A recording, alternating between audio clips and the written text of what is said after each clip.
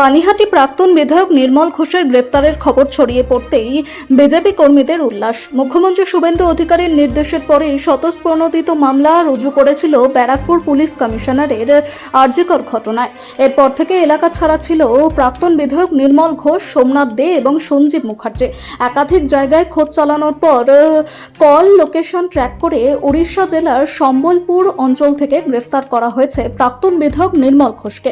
আর এই খবর ছড়িয়ে পড়তেই বিজেপি কর্মীদের উল্লাস। পানিহাটি পৌরসভার সামনে বিজেপি নেতা জয় সাহা এবং বিজেপি মণ্ডল সভাপতিদের নেতৃত্বে তথা বিজেপি উত্তর কলকাতা শহরতলির জেলা সভাপতি চণ্ডীচরণ রায়ের নেতৃত্বে পানিহাটি পৌরসভার সামনে বিজয় উৎসবে মাতলেন বিজেপি কর্মীরা।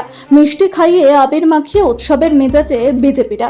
শুধু তাই নয়, পানিহাটি পৌরসভার বাইরে থাকা প্রাক্তন বিধায়ক নির্মল ঘোষের ছবিতে জুতোর মালা পরিয়ে ডিম ছোড়া হয়। প্রত্যেকের একটাই বক্তব্য, এত বছর ধরে পানিহাটি একচেটিয়া রাজত্ব করে গেছেন এই নির্মল ঘোষ। এই ঘোষ পরিবারে অত্যাচারে পানিহাটির মানুষ অতিষ্ঠ হয়েছিল। আজ পানিহাটির মানুষ স্বাধীন হলো। ঘোষ পরিবারের অত্যাচার থেকে পরিত্রাণ পেল পানিহাটিবাসী। চোর চোর ধরা পড়েছে। পানিহাটিতে সন্ত্রাস চালিয়েছে, যে এতদিন মানুষকে ঠগিয়েছে নির্মল, প্রাক্তন বিধায়ক নির্মল ঘোষ, সে আজকে কালকে রাতে ধরা পড়েছে। আর আমাদের বোন যে অভয়া, তারা সারা পশ্চিমবাসী সারা রাত জেগে যে আন্দোলনটা করেছিল, যে আমাদের বোনের উপর যে অত্যাচার হয়েছে তারই প্রতিবাদে সারা পশ্চিমবঙ্গবাসী জেগেছিল। তো আজকে ধরা পড়েছে, আমরা খুব খুশি। সেই খুশিতে পুরো পশ্চিমবঙ্গবাসীকে মিষ্টি মুখ করাচ্ছি আমরা।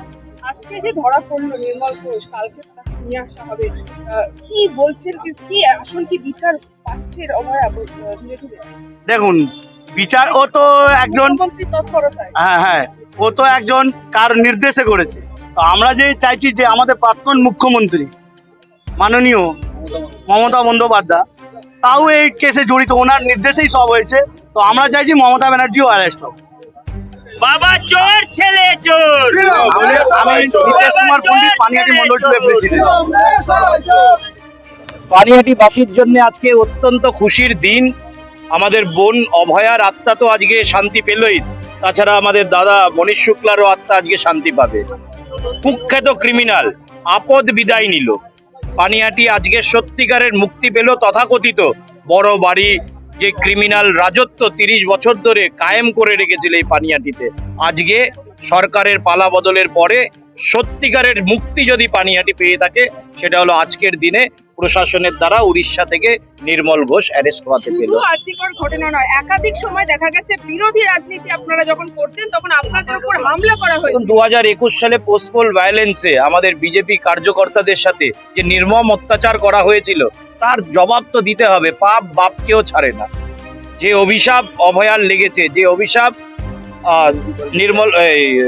মনীষ শুক্লার পরিবারের লেগেছে, যে অভিশাপ পানিহাটির মানুষের লেগেছে, পানিহাটির উন্নয়নকে থমকে রেখে শুধু নিজের স্বার্থের উন্নয়ন যে করে গেছিল, তার পতন হলো। এখনো দুজন বাকি আছে গ্রেফতার হতে। সব অ্যারেস্ট হবে, সবে তো শুরু।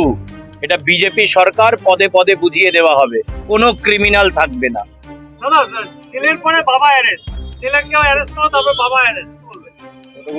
আমি তো বললাম যে যতক্ষণ না পর্যন্ত এদের এই ক্রিমিনাল রাজত্ব শেষ হবে পশ্চিম বাংলা থেকে, যতক্ষণ না পর্যন্ত নির্মূল করা হবে, এই ক্রিমিনাল শিকড় থেকে উপড়ে ফেলা হবে, ততক্ষণ পর্যন্ত জারি থাকবে।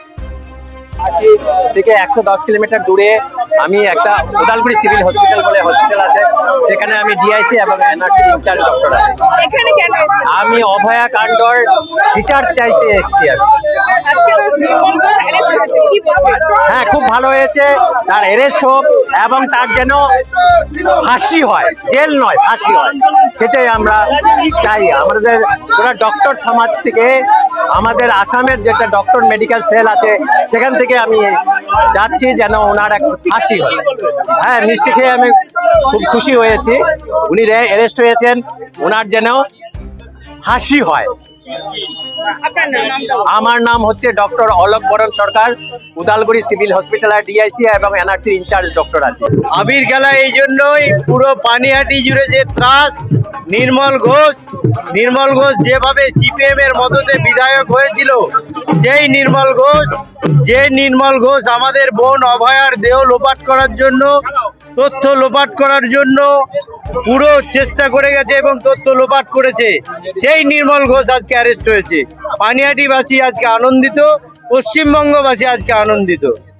শুধু আরজিকরের ঘটনা নয়, দেখা গেছে ভোট পরবর্তী হিংসাতেও এই নির্মল ঘোষ বা ঘোষ পরিবারে একাধিক দুর্নীতির কথা উঠে আসছে এবং পানিহাটির মানুষ একাধিক অভিযোগ করেছে সেই বিষয়টি কি? স্বাভাবিক 2021 সালের পরে আমাদের প্রতিটা কার্যকর্তা যেভাবে আতঙ্কিত ছিল, যেভাবে ঘর বাড়ি ছেড়ে তাদেরকে থাকতে হয়েছিল, তাদের দোকানপাট ভাঙচুর করেছিল এই নির্মল ঘোষের সেই ক্রিমিনাল বাহিনী, যে ক্রিমিনাল বাহিনী প্রতিটা ওয়ার্ড স্তরে তিনি তৈরি করেছিলেন, সেই ক্রিমিনাল বাহিনী আজকে সপাটে চর খেয়েছে, কারণ তাদের বাবা ধরা পড়েছে।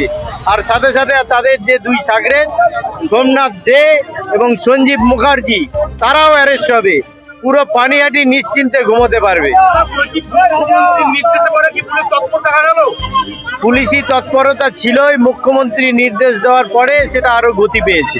আপনাদের কর্মীরা নির্মল ঘোষের ছবিতে টিম মারা, জুতোর মালা পরানো, জুতো দিয়ে মারা, কর্মীদের যে উল্লাস,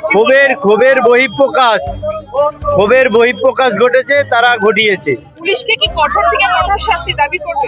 স্বাভাবিক, যে অন্যায় নির্মল ঘোষ এখানে 30 বছর ধরে করে গেছে, তার যে সাম্রাজ্য, সেই সাম্রাজ্যের দ্বারা যত সাধারণ মানুষ পানিহাটির যারা আক্রান্ত হয়েছে, যারা ভয়ে ভীত ছিল, তার জন্য এবং অভয়ার দেহ লোপাট, তার জন্য নির্মল ঘোষকে কঠিন থেকে কঠিনতম শাস্তির দাবি আমরা করছি।